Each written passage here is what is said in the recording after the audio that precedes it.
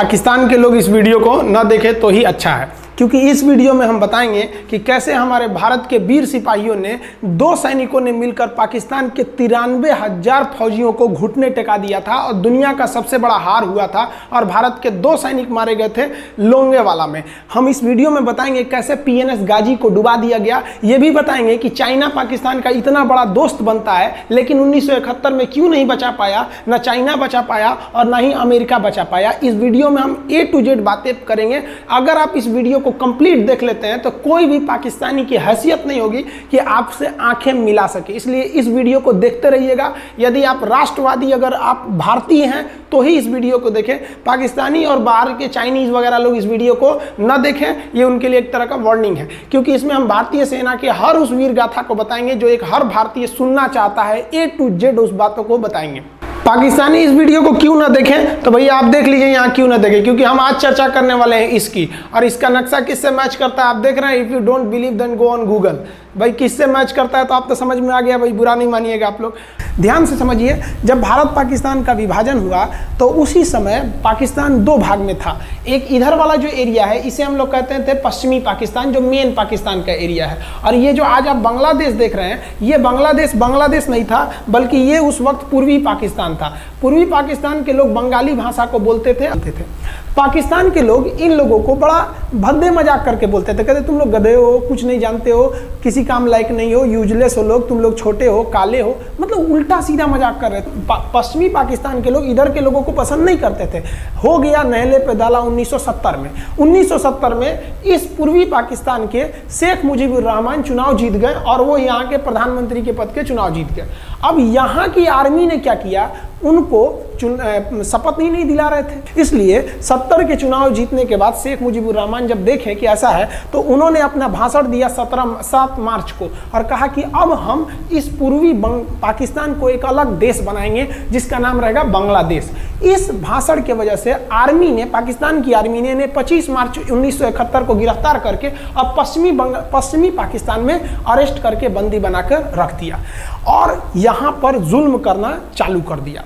कहाँ पर भाई, तो पूर्वी बंगाल में, पूर्वी पाकिस्तान में, पूर्वी बंगाल में नहीं, पूर्वी पाकिस्तान में इन्होंने जुल्म करना चालू कर दिया। शेख मुजीबुर रहमान के गिरफ्तारी के विरोध में यहाँ मुक्ति वाहिनी नाम कर एक विद्रोही गुट तैयार हो गया था, लेकिन पाकिस्तान के, पश्चिमी पाकिस्तान के लोगों ने इस पूर्वी पाकिस्तान पे इतना भयानक जुल्म किया कि इस पूर्वी पाकिस्तान में, इस पश्चिमी पाकिस्तान के लोगों ने यहाँ पर 30 लाख लोगों को कटवा दिया। 30 लाख लोगों को कटवा दिया। 4 लाख महिलाओं का बलात्कार कर दिया।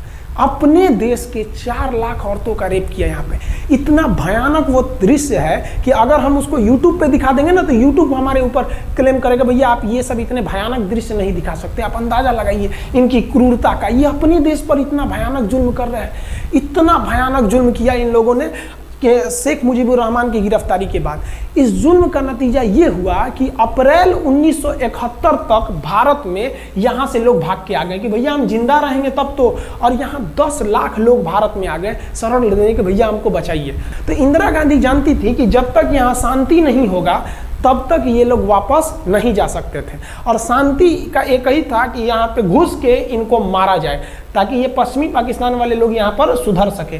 तो इंदिरा गांधी ने इसके लिए बात की जनरल फील्ड मार्शल मानेकशॉ से। उन्होंने सेना प्रमुख मानेकशॉ से कहा, सैम मानेकशॉ से, कि आप अभी युद्ध कीजिए, हम आदेश देते हैं, आप अभी युद्ध कीजिए बांग्लादेश पे, हम अपने पड़ोसियों को इस तरह मरते नहीं छोड़ेंगे, आप इस पे हमला कीजिए। उस समय ये पूर्वी पाकिस्तान था।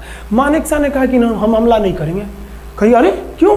कहा कि आप महीना देख रही हैं, अप्रैल का महीना है। अप्रैल के महीने का मतलब बरसात का दिन सर पे है, और बरसात के समय पूरब का हाल क्या होता है, एकदम भयानक बाढ़ आ जाती है। और उन्होंने एग्जाम्पल भी दिया कि सिकंदर की फौज भी हाथी लेके आई थी और कीचड़ में फंस गई थी कि अगर यहाँ हम लड़ जाते हैं तो यहाँ बरसात रहेगा, हम यहाँ उलझ जाएंगे, ये एरिया सूखा रहेगा, चाइना का ऊपर से एरिया सूखा रहेगा, ये हमला कर देंगे, हमको 3 ओर से लड़ाई लड़ना पड़ेगा। मानेकशॉ ने इंदिरा गांधी से कहा कि आप 2-3 काम कर लीजिए।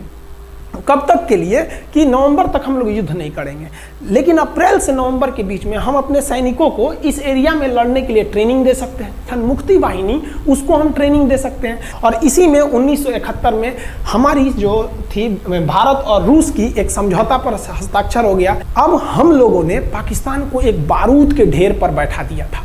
इंतजार था तो इस बात का कि उस बारूद में एक चिंगारी की और पाकिस्तान तबाह हो जाता। इत्तेफाक देखिए, उस बारूद के ढेर पर खुद चिंगारी जलाई पाकिस्तान ने। कैसे? तो समझिए कैसे।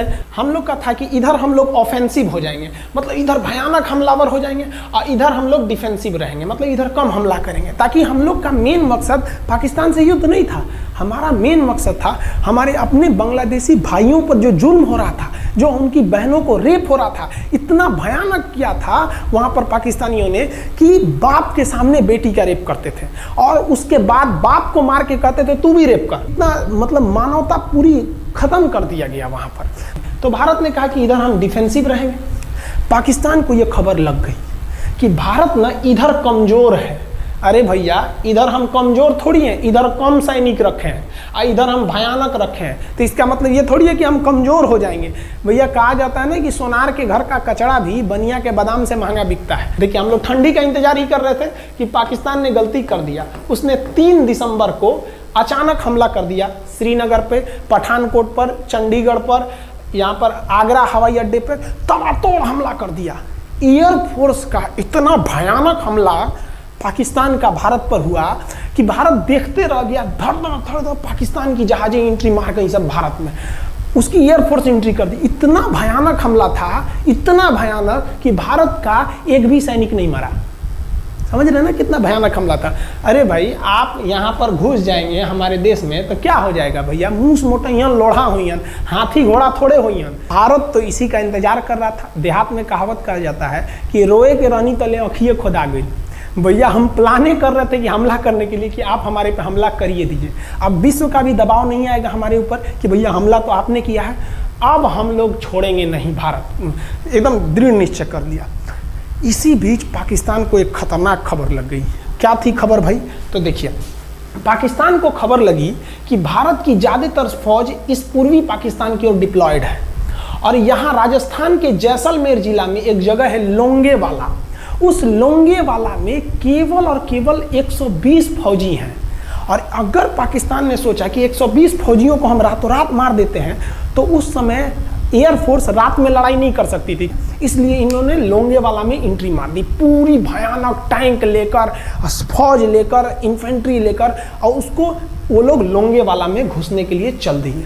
और लोंगेवाला में भारत के पास केवल 120 सिपाही थे, केवल 120, और उन पर वो हजारों की संख्या में टूट पड़े। लेकिन घबराना नहीं चाहिए, क्योंकि चींटियां तादाद में कितनी भी क्यों ना हो जाए, गन्ना घसीट के नहीं ले जा सकती हैं। लोंगेवाला में जो ड्यूटी थी उस समय कुलदीप सिंह चांदपुरी जी का। कुलदीप सिंह चांदपुरी सरदार हैं, आप देखे होंगे बॉर्डर मूवी में इनका रोल सनी देओल ने किया है। अब ये कुलदीप सिंह, ये भैया पंजाबी सिख, अब ये लोग 1.25 लाख से नीचे कुछ सोचते ही नहीं है। चिड़िया नू में बाज लड़ावा, गिदड़ नू में शेर बनावा, और 1.25 लाख नू एक लड़ावा, तब गोविंद सिंह नाम रखावा। खबर आया कि आपसे जो लड़ने आ रहे हैं ना पाकिस्तान की ओर से, वो ब्रिगेडियर तारिक मीर आ रहा है। उसके पास टैंक है, 2800 फौज है, बहुत ही तेज रफ्तार से आ रहा है। आपके पास केवल 120 जवान है कुलदीप सिंह, आप पीछे हट जाइए, आप पीछे हट जाइए, क्योंकि आपको हम ना, आप बहादुर हैं इसमें नो डाउट, लेकिन आप कैसे लड़िएगा उतनी भयानक फौज के पास से? यहाँ उन्होंने कहा खालसा सिख नहीं हट सकते, हम दिखा देंगे कि हम 120 भी उन पर क्या पड़ेंगे, भारी पड़ेंगे। इनके पास ना ही टैंक को उड़ाने के लिए कोई संसाधन थे, टैंक को मारने के लिए एक जीप पर लगा हुआ छोटा सा तोप था, और इनके पास 3 ठो माइंस लगे थे। माइंस समझते हैं आप लोग? टैंक जो होता है ना बम, उसको उड़ाने के लिए माइंस लगाए जाते हैं। तो देखिए ध्यान से, ये है माइंस, ये माइंस होते हैं। इस पर अगर टैंक चढ़ता है ना तो टैंक ब्लास्ट कर जाता है। तब इन्होंने दिमाग लगाया। इन्होंने क्या किया, जो खाली रेगिस्तान था ना उसमें ना आगे की ओर 3 ठो ओरिजिनल माइंस को लगा दिया, और जो खाना खाने वाला टिफिन होता है ना 4 खंदे वाला, इसे, उस टिफिन को इन लोगों ने रातों रात ना बिछा दिया ऐसे लाइन से। देखिए लाइन से पाकिस्तान की टैंक आई तो शुरुआत में तो भैया ओरिजिनल माइंस था, धड़ाम से लगा, पाकिस्तान की टैंक उड़ गई। पाकिस्तान का एक टैंक उड़ा, फिर दूसरा उड़ा, तीसरा उड़ा, पाकिस्तानी एकदम डर गए सब। ब्रिगेडियर तारिक मीर कहें कि भैया यहाँ तो माइंस लगा के रखा है इन लोगों ने, एक काम करो इंजीनियरों को बुलाओ, पूरा माइंस निकालो। अब ब्रिगेडियर जो हमारे मेजर कुलदीप सिंह थे ये जानते थे कि बाबू अगर हम तुमको रात भर रोक दिए ना तो सुबह हमारी एयरफोर्स आएगी, तुमको जिंदा नहीं छोड़ेगी। इसलिए इन्होंने पूरा टिफिन बिछाया था। इन पाकिस्तानियों ने 6 घंटे लगा दिए उनको निकालने में। इंजीनियर आते थे तो डर के मारे टिफिन निकालते थे, अरे बाप रे बाप, और टिफिन में तो ईंटा पत्थर भर देते थे और डर के ले जाते, अरे भागो भागो भागो माइंस है। इसको लगाते लगाते इन लोगों ने पूरी रात बिता दी। 3 बज गया। 3 बजे इनको पूरा सन्नाटा दिखा कि भैया ये तो टिफिन है, ये रेगिस्तान में ये तो टिफिन है। अब उन्होंने कहा कि आदेश दिया कि हमला करो। तो कुलदीप सिंह जो थे चांदपुरी, उन्होंने बालू के बीच में ऐसे गड्ढे बना रखे थे और अपने फौजियों को ना 2 किलोमीटर एरिया में बिछा दिया था, एक उधर एक इधर एक इधर। तो चारों ओर से फायरिंग होती थी। पाकिस्तानियों को लगी ना कि भैया हमको गलत इंफॉर्मेशन मिल गया है, 120 गो मिल के ऐसे थोड़े मारेगा सब। सोच रहा उधर से गोली इधर से गोली, धड़ाधड़ बम गोला दारू सब चल रहा है यहाँ पर। इतना भयानक कहीं कोई 120 आदमी मिल के ऐसे मारता है? नहीं भाई, इतना भयानक सुनसान एरिया में कहाँ से कौन मार रहा है? एकदम तबाही मचा दिया। कुलदीप सिंह चांदपुरी ने क्या तबाही मचाया था आप देखना चाहते हैं तो देखिए उन लोगों ने क्या तबाही मचाया था। ये है पाकिस्तान का टैंक, ये धज्जी उड़ गया था टैंक का, थुथुर तूर दिया इसका यहाँ पे। ये देखिए टैंक का, पाकिस्तानी देख रहे हैं कि भैया सब चक्का उक्का फेंका गया। बताइए ये चांदपुरी साहब कैसा करना चाहिए? ये कोई वीडियो गेम खेल रहे हैं? मार के धज्जी उड़ा दिया। अरे पाकिस्तान बच्चा है, अपने बच्चा है, बिगड़ गया, आराम से मारिए। ऐसे एकदम धज्जी उड़ा दिए हैं बेचारा सबको। पाकिस्तान के टैंक को धज्जी उड़ा के उस पर भारतीय सैनिक खड़ा होकर फोटो खिंचवा रहा था। फोटो खींचे। उस समय सेल्फी नहीं था ना, आगे से फोटो खींचना। फोटो खींचे यहाँ पे, आने वाली पीढ़ियों को ये प्रेरणा देगी। बताइए इतना सुंदर गाड़ी लेके आया था पाकिस्तान मारने के लिए। हाँ बेचारा ऐसे मारा जाता है? हाँ अरे ब्रिगेड मेजर साहब आप भी बच्चा है, बच्चा को थोड़ा आराम से मारिए। देखिए इसका थोबड़ा बिगाड़ दिया गाड़ी का। ओहो, ऐसे नहीं मारना चाहिए, लेकिन क्या कीजिएगा, बच्चा बिगड़ जाता है तो धोना ही पड़ता है। ये हाल कर दिया रात भर में। सोचिए